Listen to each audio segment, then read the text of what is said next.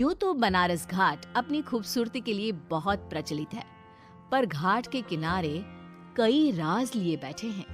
ये कहानी शुरू होती है बनारस के घाट के पास बने ममता निवास से, जहाँ प्रिया लाल जोड़े में ममता के घर उसकी बहू बनकर आती है। आओ आओ बहू, घर को अपने पैरों से पवित्र करो। ममता घर की दहलीज पार कर ही रही होती है कि अचानक एक बहुत गंदी सी बास पूरे घर में फैल जाती है।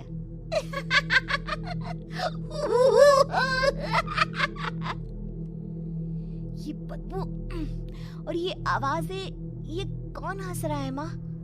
अब ये पड़ोसी ना हमारे थोड़े अलग से है। कहाँ हम शाकाहारी और ये मांस मच्छी खाने वाले। छोड़, तू ध्यान मत दे और गृह प्रवेश कर।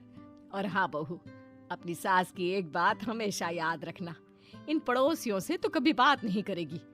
अच्छे लोग नहीं है ये। अपनी सास की ये बात मानेगी ना बेटा? हाँ माँ, जो आपकी मर्जी, मैं उनसे बात नहीं करूंगी।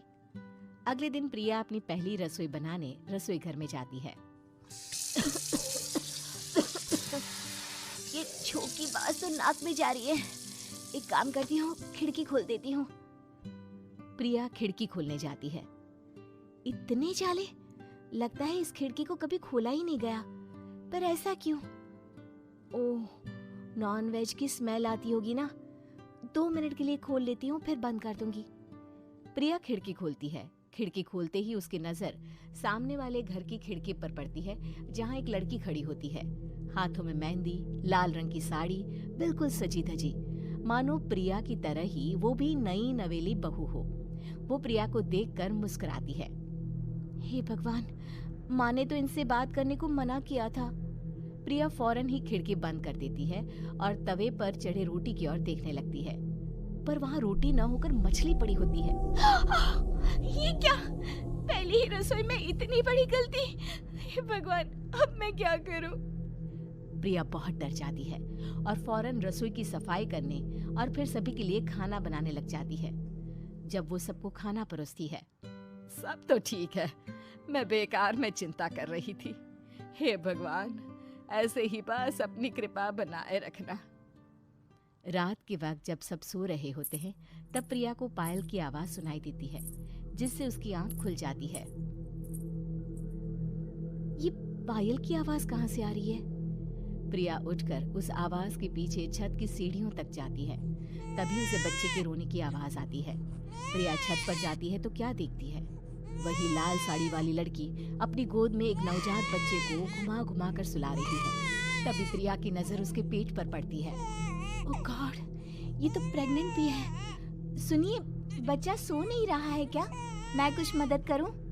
नहीं नहीं, आपके घर वालों को अच्छा नहीं लगेगा, मैं संभाल लूंगी। स्नेहा की गोद से बच्चा हाथ मारकर प्रिया की गोद में आने को छटपटाने लगता है। दोनों घर अगल बगल में बने होने के कारण प्रिया उस बच्चे को गोद में ले लेती है। प्रिया के पास आते ही वो सो जाता है।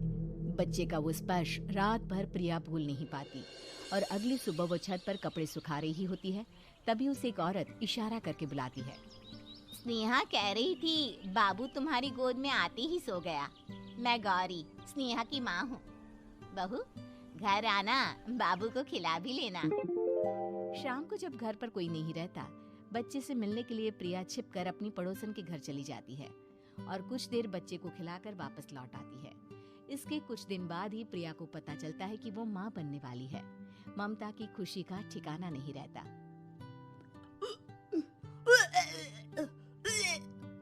माँ जी, पता नहीं क्यों उल्टी आ रही है। प्रिया भागती हुई वॉशरूम में जाती है तो हरे और लाल रंग की उल्टी करती है। उस उल्टी में से कीड़े निकलते हैं। ये क्या? खून और ये कीड़े! माँ! माँ! प्रिया की आवाज सुनकर ममता दौड़ कर आती है, पर बेसिन में कुछ नहीं होता। प्रिया हक्की बक्की रह जाती है। ये सब क्या हो रहा है? प्रिया घबरा जाती है और अपने कमरे में जाकर सो जाती है। डर के कारण वो इतनी थक जाती है कि उसकी आंख लग जाती है। तब उसे ऐसा लगता है उसके पेट पर मानो कोई बैठा हुआ हो। कौन हो? प्रिया के पेट पर एक 5 महीने की बच्ची बैठी हुई थी, जो बुरी तरह जली हुई थी। माँ, तुम ही मुझे लाई ना अपने पेट में? मैं तुम्हारी माँ नहीं हूँ। कौन हो तुम? माँ, देखो मैं जल गई बुरी तरह से। 6 महीने पेट में रहने को भी मुझे नहीं मिला। सहला दो ना माँ। बचाओ, बचाओ, माँ। ममता दौड़कर कमरे में आती है। प्रिया की बातें सुनकर वो सब समझ जाती है। तू कहीं बगल वाले घर में तो नहीं जाकर आई ना बहू? मुझे माफ कर दो, मैं गई थी माँ। उस घर में सब मरे हुए हैं बहू। कई साल पहले स्नेहा उस घर में बहू बनकर आई थी। कुछ ही दिन में वो एक बच्चे को जन्म देने वाली थी। पूरा घर बच्चे के आने की खुशी में खोया था कि एक दिन अचानक उस घर में आग लग गई। सब बुरी तरह जलकर मर गए। गौरी आज भी दादी बनने का इंतजार कर रही है और इसीलिए स्नेहा ने अपना अजन्मा बच्चा तुम्हारी कोख में डाल दिया। ममता ये कह रही होती है कि पीछे से उसके पैरों को एक बच्चा पकड़ लेता है। दादी, दादी। माँ, स्नेहा की गोद में यही बच्चा था। ये बच्चा कौन है फिर? तेरी मौत है। तेरी भी दादी। जिस चीज का ममता को डर था वही हो गया। ममता निवास के ऊपर मौत ने चादर बिछा दी थी। प्रिया का पेट ऐसे बढ़ जाता है मानो 9 महीने का हो। 2 हाथ उसके पेट से बाहर निकलते हैं। बहू, संतोष को फोन कर, किसी पंडित जी को बुला बहू। प्रिया का पति भागता हुआ घर आता है। ये तो होना ही था माँ। तेरा पाप तेरे सामने आ गया तो तू सह नहीं पा रही है। स्नेहा घर में आग लगी नहीं थी, माँ ने लगाई थी, प्रॉपर्टी की लालच में। और वो बच्चा मेरी पहली पत्नी का बच्चा है, मेरा बेटा, जो कि उस आग की चपेट का शिकार हो गया था। मैंने तुमसे ये सब माँ के कहने पर छुपाया था। मुझे माफ कर दो प्रिया। तुम अगर चाहो तो यहाँ से जा सकती हो। मैं तुम्हें किसी भी बंधन में रखना नहीं चाहता। मेरी शादी हुई है आपसे, मैं आपको छोड़ नहीं सकती, पर उससे पहले हमें स्नेहा, उसकी माँ और बच्चे की आत्मा की शांति करवानी होगी। संतोष और ममता गौरी के घर जाते हैं। अंदर सब कुछ जला हुआ होता है। जमीन पर जली हुई लाशें बिखरी हुई थी। ममता रो रो कर अपने करने की माफी गौरी से मांगती है।